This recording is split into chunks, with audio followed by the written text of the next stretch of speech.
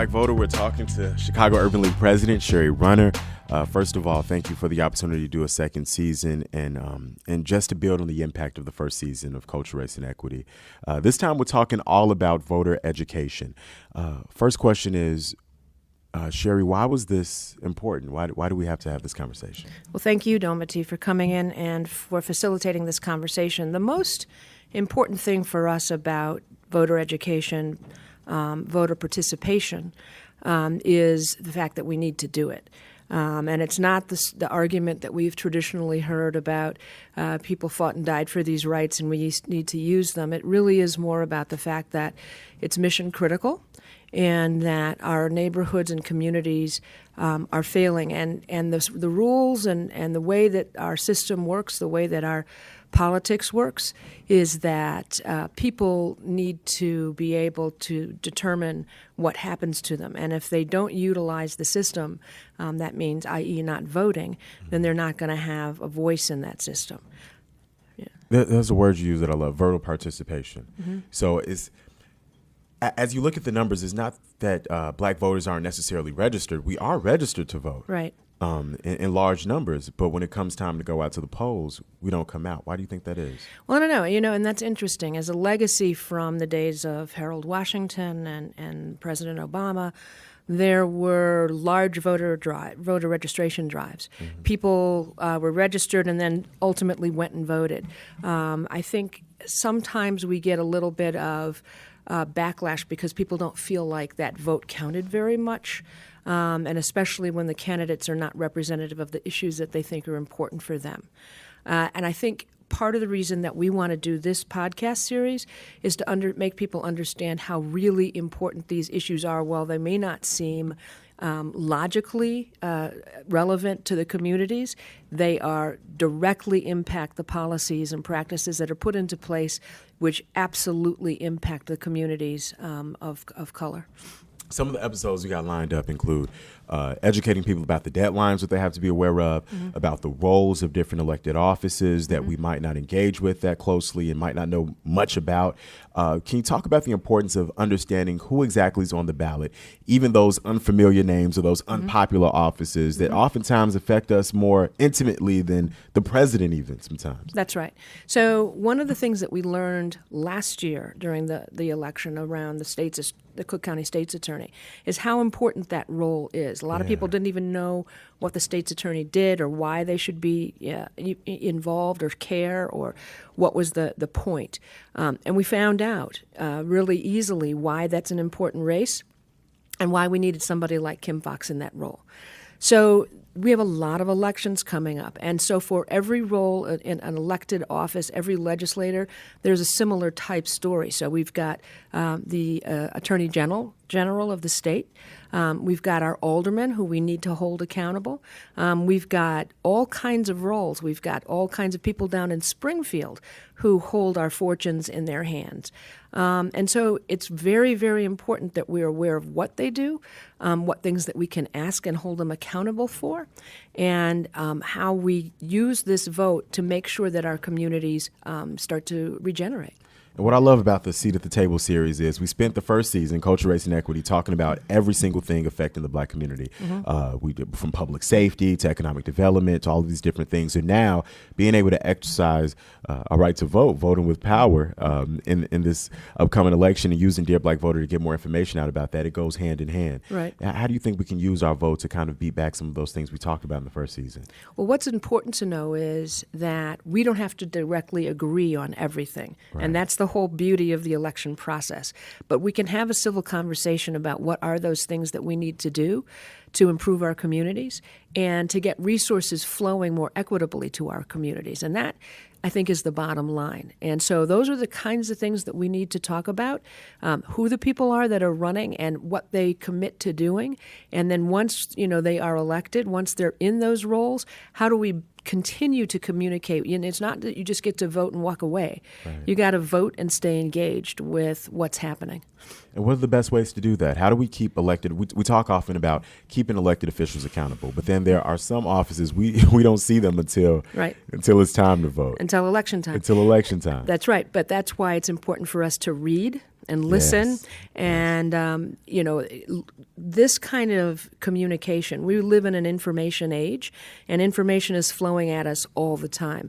And we need to know how to use that information, how to access that information, and how to make sure that when we do our reading and thinking, we understand the outcomes, the ramifications of what happens when a vote is taken, and what's being given up or what's being bartered in order to get bills passed, and all of those things. We have to be engaged with that. It sounds like it's a lot, but it's so critical to the bottom line. It's critical to what is going to happen to our kids long term.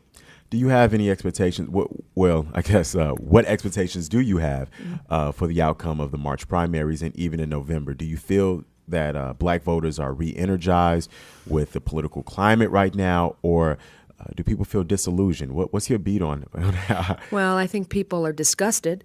I think that black women voters have shown that they are not going to stand by and just be passive about this. We saw that in Alabama. We've seen it all over the country. Yeah. We've seen it all over the country in the way that people who never ran for office before are now running for office, and getting their messages out, and people are really getting upset and getting out and voting. We've seen the dark side. We've seen, from what could happen, all the progress that was made in the 50s and 60s in terms of legislation is really being rolled back. And we can't afford for that to happen wholesale without having some say in that process. So it's very, very important that we understand that. What I love about working with the Urban League, and I've had a chance to see this over the span of a few years, is that we don't just talk about things. When I've worked with you guys, when we do panels, it's always tied to some action, and that action is something that's tangible that people are actually out there doing. You have a whole voter education outreach plan. What are some of the other things that the Urban League will be doing coming up in the coming weeks and months? So we just participated in a gubernatorial forum for the Democratic candidates that will lead up to the primary, so the people got to see who the candidates were and what their positions were, and that was really important.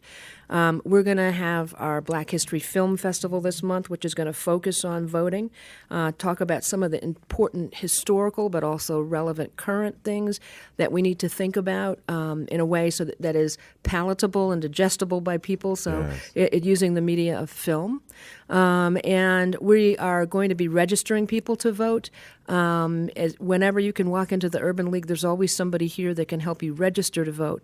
But we're going to consistently have this message about you can't just register, you got to get out and vote. We're going to help people get out and vote. We know that from the Alabama example, to your point, that really was the grassroots method that worked there. People actually got in cars and picked people up and took them to the polls. We're going to be engaged in that level of engagement with the community this time. So this is what you can expect from Dear Black Voter, Season 2 of the Seat at the Table series.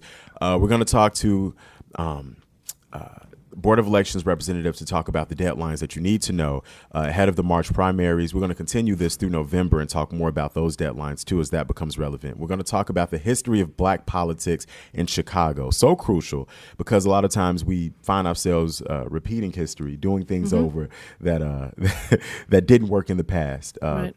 Actually, let's talk a bit about what we learned from the election of Mayor Harold Washington and about how he was able to mobilize the black voter and what has changed since then.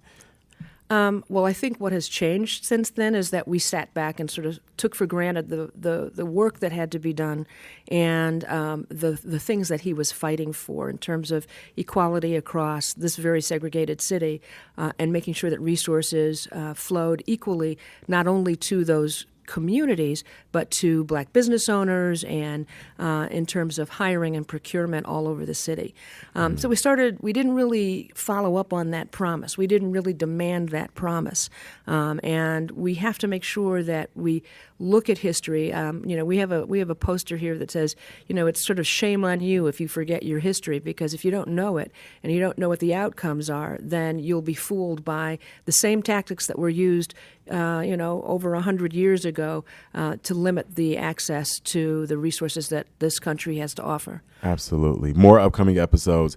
We're going to talk about knowing the statistics, the importance of understanding how black people vote so we know the lay of the land. We're going to talk about the issues. What are black voters asking for? And then finally, Know Your Power will be episode 6. about how to keep elected officials accountable once they are in office. What do you hope people take away from the Dear Black Voter series? That they know that this is an important, crucial year. That they know that they have power, that one vote does have power, because one vote turns into hundreds of votes, turns into thousands of votes, and that in and of itself makes a statement about why our lives are important, more important as the demographic of the population changes, and we need to be involved in how that's going to look moving forward. Dear Black Voter is available on iTunes, SoundCloud. You can download it now. You can check it out right now. We've already got 2 or 3 episodes out. Please have an opportunity. And if you're listening to this feed through Culture, Race, and Equity, go back and take a look at some of those past episodes. We talked to Cook County State's Attorney Kim Fox. We talked to City Treasurer Kurt Summers, Father Flager, Taji Gaines about public safety, about economic development, all of the things affecting the African American community. And now this is the time that we put some of those things we talked about into action. So we encourage you to check out voter resources we'll have at culpodcast.com/dearblackvoter and to subscribe. And Shari, thank you for being a voice and allowing us to disseminate this information. It's truly valuable. Well, thank you for helping us get this voice out and all of the voices that are a part of this conversation. Dear Black Voter, it's time to get re-engaged. Thank you.